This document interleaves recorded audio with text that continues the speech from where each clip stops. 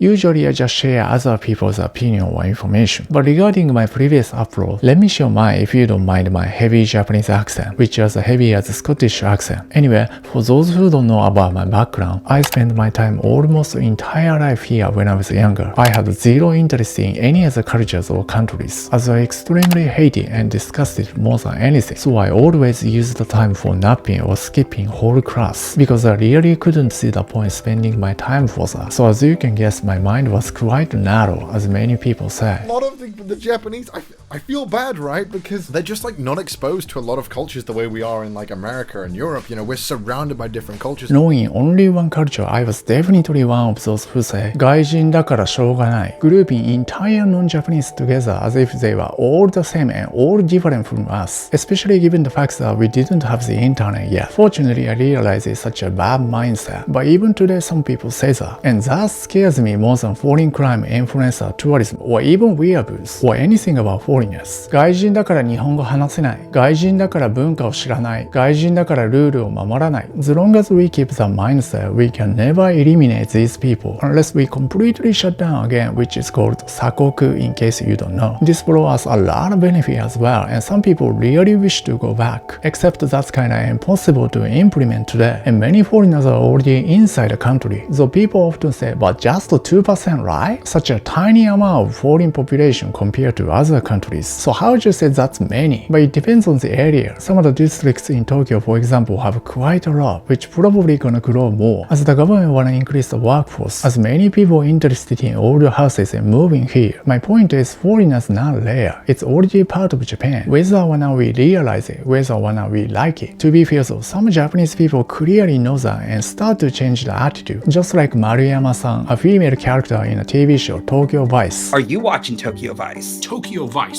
about the Yakuza and an American journalist. It's based on real story in the late 90s, when foreigner was much more rare even in Tokyo. No foreigners worked here, ever. The main character Jake really struggled to fit in the system and feels like everything's against him. That's fucking whack. I'm trying really hard to fit into their system, which is mentally tyrannical. It's such a different world, Japan from America. The way that things are done are different. He gets a lot of Gaijin treatment and weird it out all the time. We can assume that was actually way much harder at that time than today. Why is that Gaijin? 誰だ外人ここにいたの。ここ観光スポットじゃねえんだよ。あんたはいいけど、この外人はお断り。They don't trust you or take you seriously as much as Japanese people. Maybe you could show me the ropes. Show you the ropes? Yeah. おい、この外人さんがさ、縛られていじめられたらしいぞ。And of course, children see you as a monster or character. But the Maruyama-san is totally different. She never treats him differently from the beginning. You think because you're a foreigner, the rules are different? Not in this company and not with me. She is a type of Japanese person who sees Gaijin as an insider without bias. And she's not the only one, especially among those who studied abroad. You guys burned two different sources in this one average-ass story. デスクに戻って Are you high right now? But she sparked a lot of discussion among Japanese audience. 丸山さんちょっと厳しすぎない？外人なんだからもうちょっと多めに見るべきじゃないの？ You see, some people treat Gaijin as outsider purely out of kindness. So to them, 丸山さん seems too harsh on him. 丸山さん I can do this myself. Obviously not. If you have a problem with that, you need to work somewhere else. But as we watch the TV show, he clearly starts to trust her more, actually deeper respect or appreciation toward her. You're the best. The same goes to Katagiri-san, played by Ken Watanabe, who doesn't give him the Gaijin treatment, and the building trust with each other part's pretty inspiring. Why are you helping me? You are like the son I never had. Many of my Japanese friends watch the TV show and talk about it. What we all got inspired to is, the less we do that, the better actually, in contrast to our assumption. This could mean let's talk to Gaijin entirely in Japanese and have same expectations. Japan's culture or rules should apply to them as much as Japanese people. ルールってもんがあるんだ。What are the rules? Having said that, my sister disagrees and argues that there are things we can't expect Gaijin perfectly do. 空気を読む、漢字、敬語。She argues it's not fair to expect Gaijin do this. じゃなくて、本当会話でできるレベルでいい。敬語使えなくても、環境とか文化が違うから難しいじゃない。絶対そうだよね。はいはいはいはい。In the same way, she argues that, for example, having a tattoo should be okay for foreigners, and that kind of argument might really make sense to most Japanese, except I'm opposed to it, and think that we have the same expectations whether foreigners or Japanese. First of all, regarding this, I don't expect it from Japanese people either, and maybe I shouldn't. どうやってる？そりゃ空気を読め。 Not always, but quite often I find it way easier to clearly express it with each other, given the fact that even among Japanese people we have totally different backgrounds and upbringings. Basically, my point is, reading the air might not benefit anyone in the end. According to her, international couple often doesn't read the air, or maybe they can't, which often works positively because they try to communicate more actively. 単一の民族、島国であった、察するってことが普通にできたと思うんですよね。